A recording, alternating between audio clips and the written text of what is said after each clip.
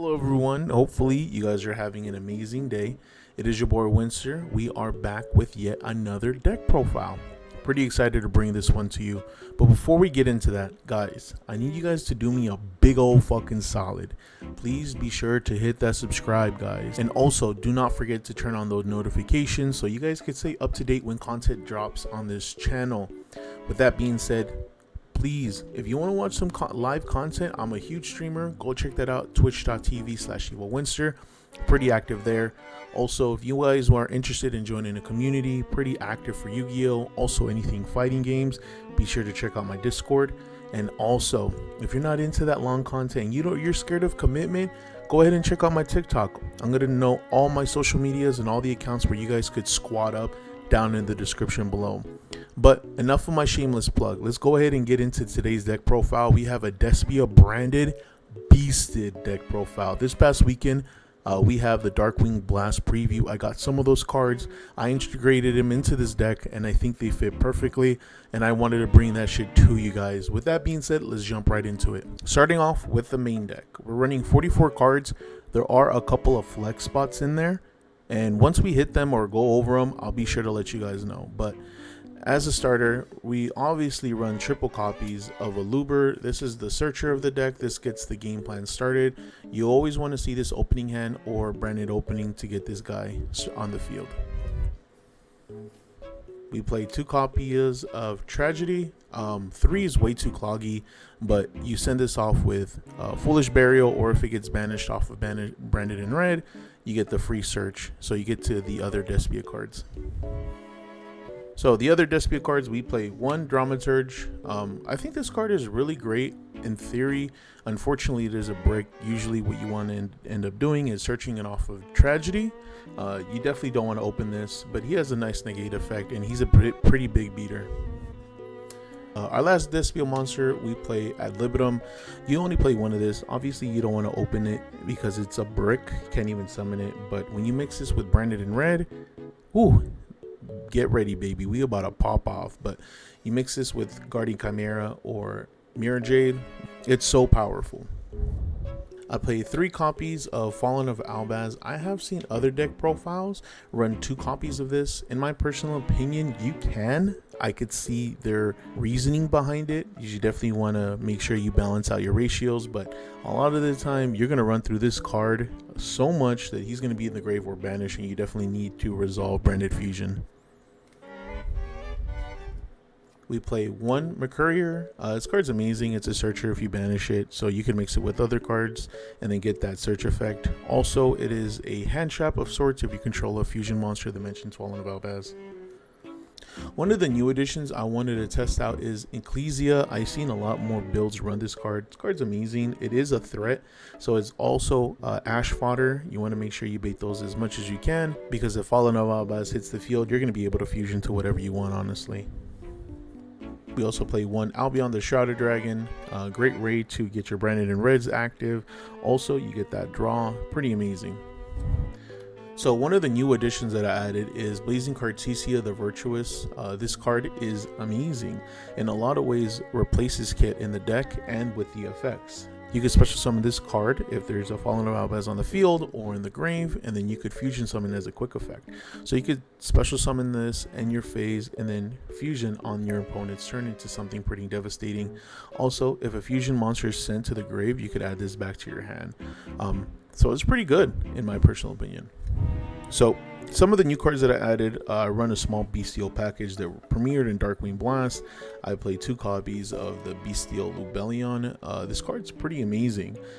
This card actually is a searcher. You can discard this card, search a Bystial card, and then you can special summon them from the grave or the hand by tributing a level 6 or higher Dark Dragon monster. Also, there's another effect on field. You could set a continuous branded spell or trap. So you could set your branded and loss and then get your plays going that way. And at the same time, he is kind of ash bait. Another Bystial card, I play 1 Bystial Magnohut. This is a searcher at the end phase, and this is one of the flex spots. I'm thinking of adding a second one because he is a searcher. I think it's pretty good, but a lot of the times you're going to end up searching. Bystial Druid Swarm. So this is interruption on your opponent's turn. Remember, a lot of the Bystial cards have the effect of, if your opponent controls a monster, quick effect, you can special summon this card by targeting a dark or light in the grave. Special summon this, and if it's sent from the field to the grave, you could send one special summon monster your opponent controls to the graveyard. So as the last monster support card that I play triple copies of Edgem Chain. I think this is correct. This is the right ratio. This works for me. This is Allure fodder. This is Lubellion fodder. This is branded opening fodder. And he's also Searcher when you use him as polymerization. Pretty phenomenal. To get into the spells, I play triple copies of Branded Fusion. Look, if you're maining this deck and you're not running 3 copies of this, until it's banned, you're not changing the ratio. You are playing 3 and that's it. So the next card's ratio, a lot of my Branded Despia players won't agree, but let me explain. I play 2 copies of Branded Opening. This card, in reality, in a competitive standpoint, serves one purpose: special summon a Luber, get him on the field to get your engine started. That's it. Obviously has another effect, protection, but it's not really worth it. And I'm not saying it's bad, but it rarely ever comes up. I hate opening multiple copies of this card and then them just being dead. You already have a lot of ways to search a Luber through Foolish Burial, sending Tragedy, or just using polymerization and with Tragedy. This is the right ratio. This works for me. Let me know what you guys think. Pretty standard. 2 branded in red, mixed with ad libitum. Goes for some nasty plays with Guardian Chimera. Some of the one-ofs, I play 1 branded in lost. Card's amazing, the protection's amazing, the search is phenomenal. A new edition, I play Despia, Theater of the Branded. This is just another polymerization, and I will also explain why I ended up adding this, and I tweaked a couple ratios that are coming up. I play triple copies of Lure Darkness. We have a lot of targets to send off of this. Tragedy, McCourier, Edgem Chain. Edgem Chain isn't a plus, but this is gas for the deck. So the next card, I tweaked a little bit on the ratios. I now play 2 copies of Patchwork. Now, hear me out. Opening this, phenomenal, right? I would always love it. But opening multiple copies of this is the worst. When Edgem Chain already is going to search this card, so you activate one of your copies, search Edgem Chain and Poly. Edgem Chain already is, if you were to use Edgem Chain in some sort of fusion or discard for Lubellion or Branded Opening, Edgem Chain is going to search you the 3rd copy. So there goes all your copies. So personally, having 2 is a lot better because Edgem Chain already searches this, and it made room for the deck. Up next, I play 2 copies of Polymerization. This hasn't changed since my last deck profile. I think this is the correct ratio considering that I'm running 2 Patchwork. The last support cards in the deck, I play 1 Foolish Burial, 1 Called by the Grave, card is broken, onto Bird Breakers. Now, when I was thinking of these ratios, I was just, when am I going to be able to plus off the most? This card in conjunction with Branded Loss would give me so much plus, and at the same time, I'll be able to activate on my opponent's turn and clear the board while I'm doing so. Triple copies of Super Polymerization. Card's amazing, man. I will be upset if this card gets hit in any capacity, but just being able to break your opponent's board with them not being able to respond, phenomenal. Now, the last card of my deck, the 44th card, the only trap, I play Branded Banishment. Card's amazing. Usually when you end up making your board, Albion is going to be in the grave. So you activate this, target it, and then use only their field, because this card doesn't specify that you have to use the monster that you special summon. Card is amazing. All right, let's go into the extra deck. It's pretty standard. I have a lot of super poly targets, but let's get to it. I play 1 Lubellion, 2 copies of Albion. Playing 3, in my personal opinion, is not optimal.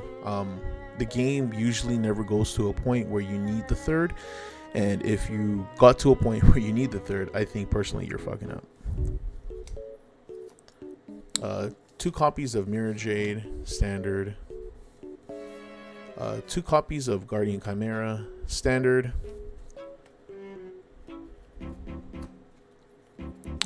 2 copies of Masquerade. I think this is one of those flex spots.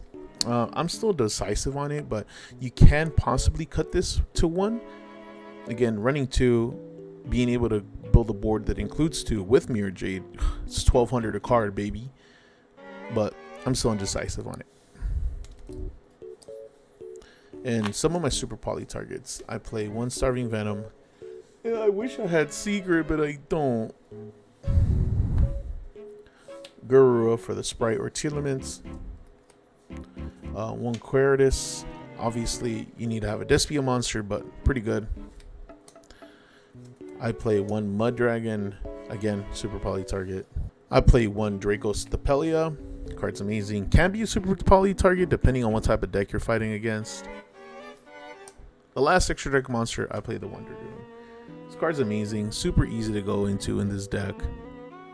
This card single-handedly has won me so many games. My homie Jason thinks it's copium, but this card is phenomenal. Non-targeting, non-destructive. The only way to get over him is non-targeting removal.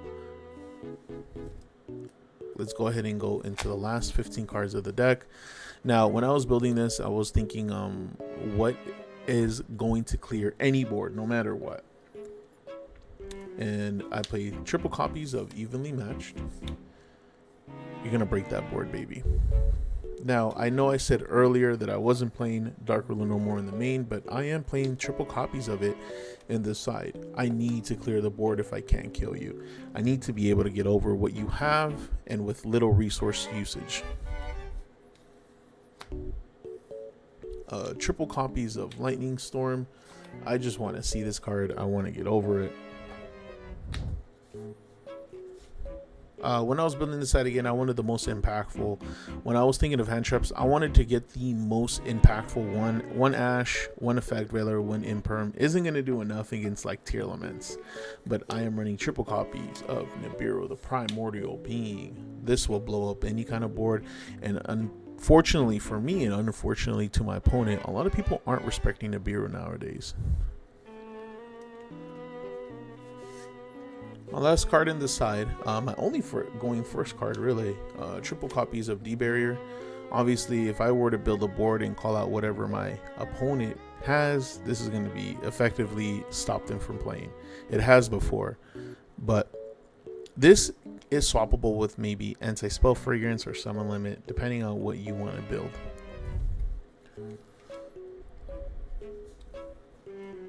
Okay guys, that's going to be it for today's video.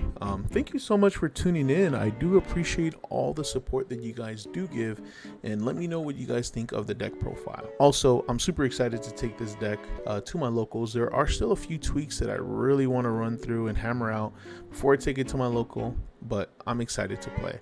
And always remember, that's the most important thing about it, guys. Have fun when you're playing. I love deck building and deck theory, but I also love playing the game. So I really appreciate everyone's support. Remember, please subscribe. That is it for me. My name is Winster, and you guys have a good rest of your day. Peace out.